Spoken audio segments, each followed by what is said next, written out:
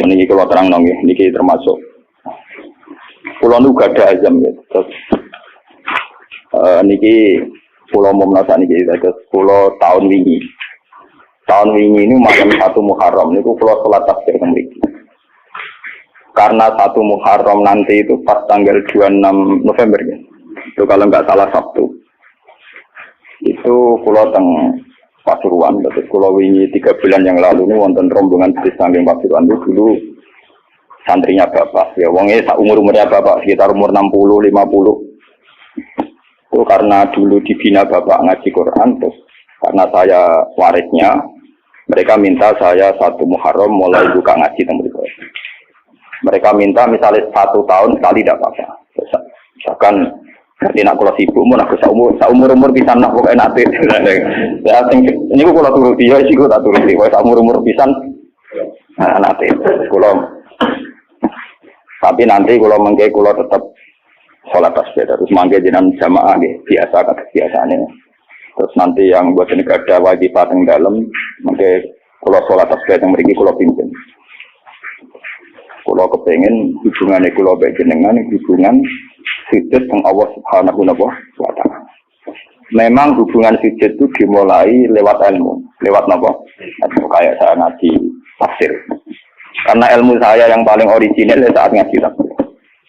Apapun hebatnya kados hikam, hayatus sahabat atau kitab-kitab yang saya baca sore, itu kehebatan yang terbatas, sehingga mudah kita paham. Jadi kadang orang-orang itu salah paham. Orang ketika ngaji hikam, ngaji hayatus sahabat, pokoknya kayak ngaji saya sore ini. Itu memang orang lebih mudah paham karena ilmunya manusia itu terbatas sehingga orang itu mudah kuat. Tapi sebetulnya yang hakikat ilmu itu ya di Quran itu, meskipun kadang kita tidak paham gak karpe, tapi itu hakikatul ilmi, semua ilmu ya ada di Nabi. Saya ini pernah khatam hikam, pernah khatam ihya, beberapa kitab tasawuf pernah saya baca. Itu memang enak dan saya lebih merasa nyaman. Tapi sebetulnya ada hal-hal yang hilang dalam kondisi sosial nyata. Misalnya begini. Rukin melarat itu tidak apa-apa, itu takdir. Orang roh kota, orang roh rumah sakit, gak roh nomor telepon rumah sakit itu tidak apa-apa, itu takdir. Takdir wong khusyuk, wong melarat itu raruan. Kayak ada apa-apa, ini normal-normal saja. Tapi sifat khusyuk ini akan hilang saat ibunya sakit atau istrinya sakit. Ngeteroni rumah sakit di ora di duwe. Yuk tulung koncone ora dipercaya, tekan alamat rumah sakit di ora roh telepone. Ya, nanti status khusyuk jadi hak. Uang ora darani kusuk tapi nopo? Paham nopo? Makanya santri-santri yang ngaji kula tak provokasi. Jadi status khusyuk itu bisa hilang dalam kasus sosial yang nyata. Makanya saya ini jadi kiai, saya ini mulai dulu terkenal wong alim. Kenapa saya harus kerja di Jogja? Kula niku sadar. Saya misalnya khusyuk, mungkin wong legus kok ngalim ngajine istiqomah. Itu ya begitu. Dalam kondisi normal mungkin saya dipuji demikian. Tapi misalnya anak saya sakit parah atau ibu saya sakit parah, atau orang rumah sakit duit gak duit, mobil gak duit, alamat gak duit, relasi, nanti status saya ini bukan orang alim yang istiqomah. Wong wong apa? Wong nolong ibu ora kodam, nurut anake ora kok. Di sini ini terus terjadi kesalahan dalam kitab-kitab tasawuf yang benar. Makanya saya mohon yang senang saya, ngaji saya paling inti tetap di Quran. Meskipun Quran itu ada kadang ada pornografi, cara Gus Dur yen ana pornografi. Itu hal yang nyata. Orang tasawuf itu malu membicarakan pornografi. Tapi kalau Quran biasa saja. Jadi misalnya di Quran itu ada ayat nisaukum harsul lakum fa'tu harsakum an-nasib. Bojomu itu tanduran. Kowe nak carane jima, carane ngumpuli nganggo cara paling liar tak karepmu terserah. Itu ya nyata. Karena Allah iso ngilani. Wong lanang sak soleh-soleh tetap duwe nafsu dan jalan menghilangkan nafsu itu libidonya dia harus ditumpahkan. Dan itu yang halal adalah nopo Bu? Artinya itu tetap harus dibicarakan. Piye wae sing iso ngekang zina adalah Bu, tetap dibicarakan. Daripada kowe wiridan sawangane ning pangeran, jebule ambek nahan nafsu, paham ya? Akhirnya bukan nahan nafsu puncak wiridan. Gusti namati nang swarga kula tak nang ngeloni widadari dari pangeran. Lho gak kangen aku jebule. Kangen apa? Ya oleh kurang ajar. Artinya ternyata di balik kekhusyukan dia ada pornografi yang tersimpan. Atau jujur be pangeran dari awal ngeloni Bu. Makanya Imam Ghazali mencontohkan, ini contoh-contoh gula tu sufia, orang-orang sufi yang ekstrim. Sama masalah uang juga gitu. Orang khusyuk atau mergawe. Yakin nak rezeki ku teko lewat wiridan, namanya wiridan. Tapi nang hati ini, aku bolak-balik wiridan duit teko. Berarti dia kan sudah mengkompensasikan wiridannya dia dengan tiwalet rupa-rupanya selama ini duit teko. Semakin sering ono duit teko dhewe, semakin semangat wiridan, mergo jago wiridane caspleng. Terus dari pengiran, lho casplenge jebule ukurane. Di sini nih yang makanya saya tetap berpendapat ilmu terbaik tetap Al-Quran. Al-Quran yang jujur saja. Kalau orang ingin cari rezeki ya kerja. Mana kalau anti mati tetap kerja. Bahkan saya sampai sekarang menanamkan anak-anak saya kalau ditanya tamu bapak di mana ya jawabnya kalau saya kerja ya kerja. Malah kata santri si Irbat Guru, apa yang dalam Gus? Apa siapa aja karena bapak anak saya itu nggak tahu apa itu nggak tahu. Ya makanya ya makanya saya emang bapak. Nah, anak pulau sing bareng malah luwes tengahnya yang janda putri. Saya tidak punya apa. Kalau bapak punya. Padahal ada santri kan munia bapak kan gak sopan. Jadi tak kau yang apa temu gila. Anakku gila gak paham. Saya tidak punya apa. Apa-apa. Dan ini kalau cerita. Nanti biar sampean tahu silsilah ilmu saya. Saya ini umurnya sudah 40 lebih, makanya hidup saya anggap saya mulai sekarang. Ya, dan saya paling sering sholat itu ya sekarang. Itu begini, misalnya ngeten ini yang masalah nyatanya. Kalau nunggu akhir-akhir ini biasanya ya sinau, kalau tiap hari gitu. Cuma akhir-akhir ini lebih intensitas saya lebih sinau. Ketika saya baca hadis termasuk alamatnya kiamat, itu banyak zina. Terus yang kedua itu wayur faul ilmu. Dan ilmu itu hilang. Ilmu apa? Hilang. Ini kalau baca itu di Bukhari di Muslim itu nangis sejadi-jadi. Kalau bereling hadis itu nangis dan saya takut anak-anak saya nanti, anak cucu kita nanti akan mengalami masa kebodohan masal. Kebodohan masal misalnya gini ya, nanti kalau ulama itu gak cerewet hadis kula, tidak mau ngomong hukum, itu nanti uang kuwalak-walik. Jadi misalnya begini, ini saya ngomong di mana-mana, terutama sama santri-santri saya ngomong di mana-mana. Dalam kasus maksiat itu ya ada etika. Misalnya orang yang di niklab atau orang yang misalnya yang order orang nakal, itu juga ada aturannya. Misalnya Rukin daftar dulu ya Rukin yang dapat dulu. Setelah itu Mustafa, setelah itu Mas Tri. Nanti yang gelem antri namanya anak baik. Rukin itu anak baik karena mau nopo antri. Nanti yang transaksi dan bayar namanya anak baik. Mereka ini yo hasil zina yo bayar namanya anak baik. Khawatirku nanti kalau ilmu itu sudah hilang, nanti kemaksiatan sudah ada. Sing ono buat dilema anak baik. Dia tetap zina tapi dilema anak baik karena dia zinanya ya bayar ya mau antri. Paham ya? Orang melihat konser yang pornografi, yang mempertontonkan aurat. Kalau masuknya pakai tiket, namanya penonton baik. Tapi kalau muga-muga tribun gak ada tiket, penonton jelek. Padahal cara Allah sama jelek nggak berkedelok porno. Paham? Lu boten ilmu itu pasti nanti hilang. Dan itu yang pasti dimaksud Rasulullah wa yurfa'ul ilmu. Ilmu itu nanti hilang oleh etika sosial. Meskipun dalam etika itu terjadi kebobrokan agama. Itu yang paling saya takut. Nanti itu kebaikan itu dalam keburukan. Yaitu tadi orang nonton konten pornografi asal kamu bayar dianggap penonton baik. Kamu nonton, kok ngaruh dan bayar. Terus tengok-tengok, penonton itu baik sekali. Wadah delok ngiler perkara pornografi. Tapi karena dia bayar dan anteng dianggap penonton baik. Karena dia dilem orang baik, dia tidak pernah introspeksi kalau perilakunya salah. Paham ya? Nanti itu pasti maksudnya Rasulullah itu begitu. Itu di sarah-sarah ada, tapi saya memahami begitu. Nanti pasti hilang. Makanya saya bersumpah sampai saya mati pun saya akan ngomong ilmu. Meskipun ulama kayak saya itu tidak populer. Saya itu sering dikritik sama teman-teman saya rezekinya dari pidato. Gus ini apa jenara gelem pidato? Nggak jadi kalau pidato gak pede. Nanti nuntut tengah omah kula. Gak jawab tenan, nggak siap. Ngrugekno kowe lho jawabanku. Gak usah Gus kayak terang satu aku rarok ya, tapi tetap sering pidato. Iya, macam-macam ya. Nggak gini terus kalau tenangan. Jadi nanti wayur faul ilmu itu begitu. Ilmu itu akan hilang karena kalah oleh etika. Etika dalam kemaksiatan tadi.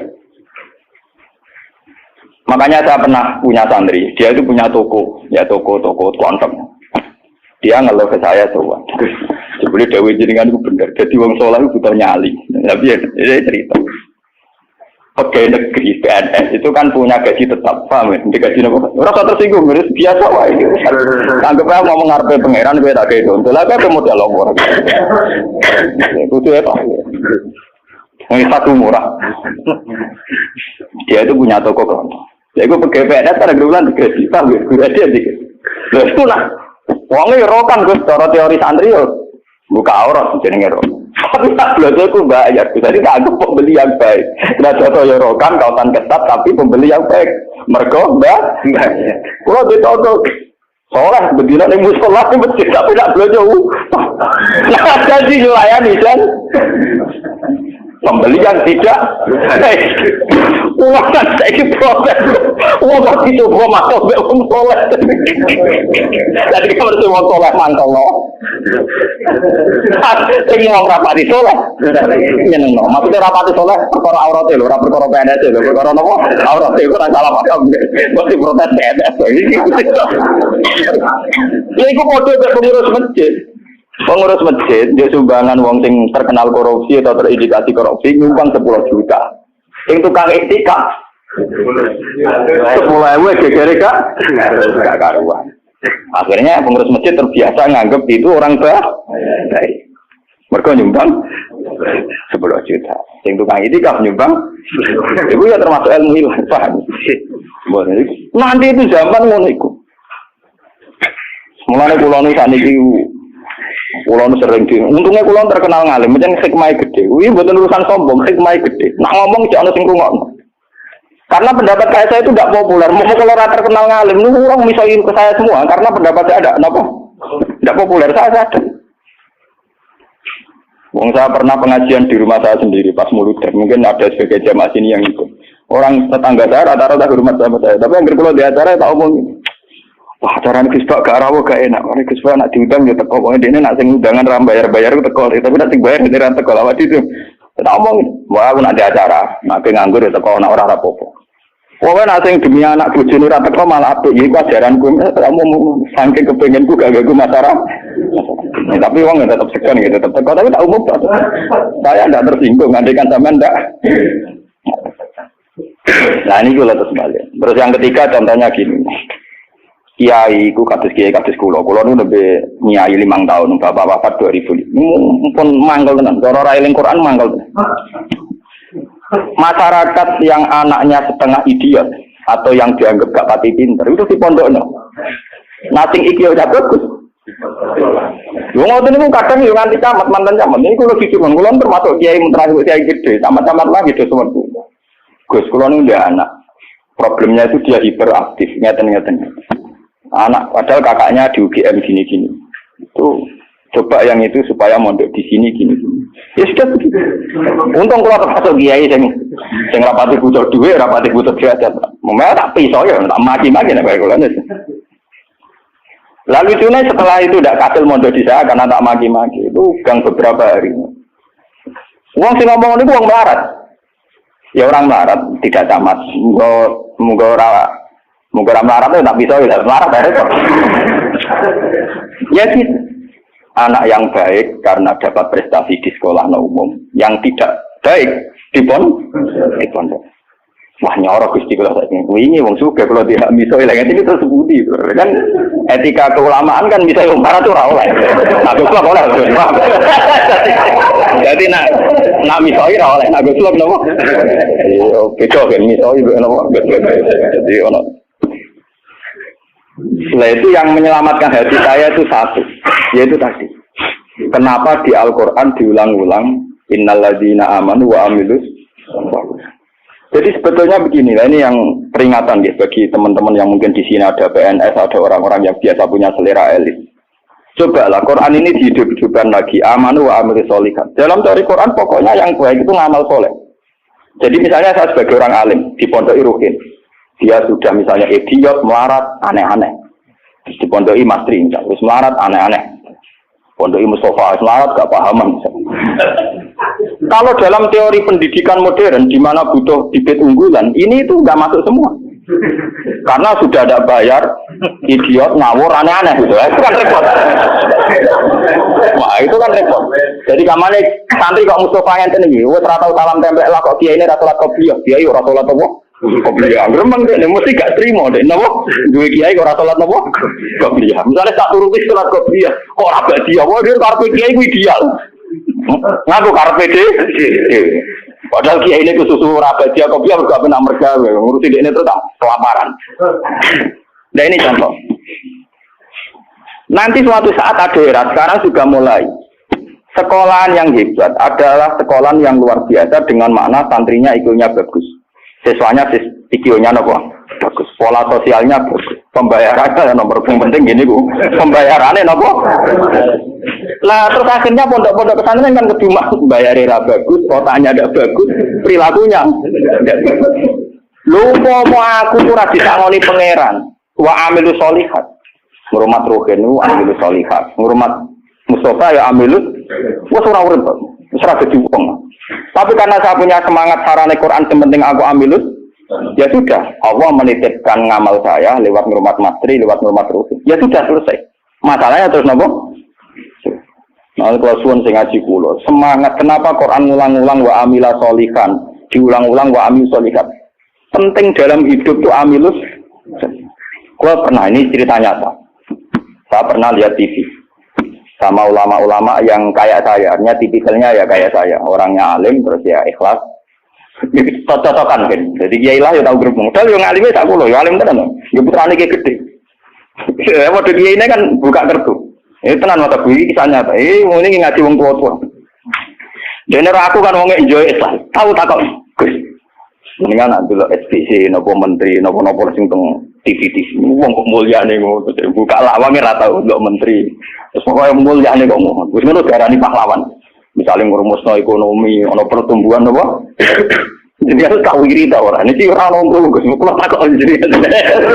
Waktu lama ya, itu kan. Lagu orang kalau yang ngalim kan gak wajib sungkan dong, bodoh nopo ngalim deh. Saya kalau takut. Loh, jenengan nggak widi takut, salah jenengan nggak widi takut. Jenengan cerita awak jenengan ini kok tak jawab. Ini cerita. Kalau karena mangkal, kulo nu wis ikhlas istiqomah mulang masyarakat ratono sing hormati ono wis digaji gajine presiden yo dhuwur gajine menteri yo dhuwur gajine bupati nak ngamal darani ngamale Dik ini padahal tugase ngamal tenan nak kita kedur ora ono sing tapi ora ono wiji lawang buka dhewe tak mlebu mobil rusak yo dadakno bupati rusak sing dadakno tanduk harus gimana? Kayaknya mobil lah rusak, aku suka ngutak. Cerita dari protes, gimana? Kenyataan ini nopo? Terus baru ini cerita. Masa ini jenazah cuma kok. Karena latar belakang saya kan kayak Quran, saya tuh tidak pernah punya perasaan untuk bunuh dia. Artinya saya lebih terbiasa ikhlas dan orang pun random, aku mulai ikhlas kan lebih baik dibanding dia kan jurah etis loh. Lho boten iki kanyata bener sampean mangkel dadi kiai bener. Nane kira dadi kiai urip nara bate buat kiai wis moden ae. Akhirnya kalau itu saya itu ya ada orang sempurna. Cuma kalau sakit ngobati awak kula piyambak bisa. Seperti itu kalau kulon mulai alit sebagai orang mukmin itu pangeran kulon itu Allah Subhanahu wa taala hubungane opo. Ya kalau pangeran kula Allah, paribatane kula niku nulung semut sing kebulet, utawa nulung anake pitik sing kebulet teng jero pawon sing gak ana wong. Niku ngrasa ibadah. Mergo ngamal kula disisi ya Gusti Allah. Ana wong melarat gak iso mangan. Terus kula kei dhuwit 5.000 kelar mangan. Niku kula nggih ngrasa ibadah, mergo sing biji kula Allah lan Kalau mereka yang ngisi kan wartawan. saya ini seorang mukmin, yang Tuhan saya itu Allah, bukan wartawan. Ini kan, kok cocok ke keluarga ini kepengen ngobatin waktu tapi kalah memang semua. Kalah memang. Enggak, artinya kenapa kiai-kiai itu bangga dengan amal-amal yang kecil, kadang mengekei santri melarat rantok wesel, kadang ngekei iman. Itu karena iman sama aturan dasar, fama ya'mal mithqala dzarratin khairan yarah wa ma ya'mal mithqala dzarratin syarran yarah. Sekecil apapun Anda amal dinilai Allah. Ini penting kalau aturakan. Nanti ada wilabatul jahli, ada kebodohan apa masal, di mana orang yang rapat tentang ketahanan pangan karena dihadiri menteri dan tetap-tetapnya. Orang itu dianggap berprestasi karena mempertahankan pangan, kuota pangan cukup, bulog cukup. Padahal hakikat yang mempertahankan pangan itu siapa coba kalau per individu? Ada tukang becak miskin. Dia hari itu tidak bisa makan. Ditolong sama tukang becak diutangi 20.000. Anak istrinya jadi apa? Makan. Dan di mata Allah yang menjaga nyawa tukang becak ini adalah temannya tukang, bukan pejabat-pejabat yang rapat di hotel berbintang. Meskipun saya ngakui fungsi mereka, tapi kalau saya disuruh ngakui fungsi mereka juga harus ngakui fungsi sosial yang dilakukan Saya pernah juga diperut, apa jenis ada alur fungsi menteri? Lalu aku belum ngakoni kono kudu ngakoni adil, orang aku ngakoni kono ora, bang ngene. Kok penak? Kalau sama-sama kita beretika, kalau saya ngakui fungsi mereka juga harus ngakui fungsi kita. Makanya saya itu kalau melihat petani di sawah, dan itu sebagian anak-anaknya mondok di saya, itu kalau saya nyeritani Pak, yang rapat-rapat ketahanan pangan di hotel-hotel itu hanya rapat ketahanan pangan. Sampai sebagai petani yang tulen, itu yang hakikat mewujudkan Sampai jangan kecil hati, saya dan di mata Allah Andalah yang mempertahankan pangan. Karena Anda belum jadi petani. Jadi itu banyak santri-santri wali murid yang bangga dengan saya. Wah, nah ngono berarti kalau wong top ya wong top podo menteri pertanian. Ya kalau menteri kan lapornya sama presiden. Kalau sampean tak latih laporannya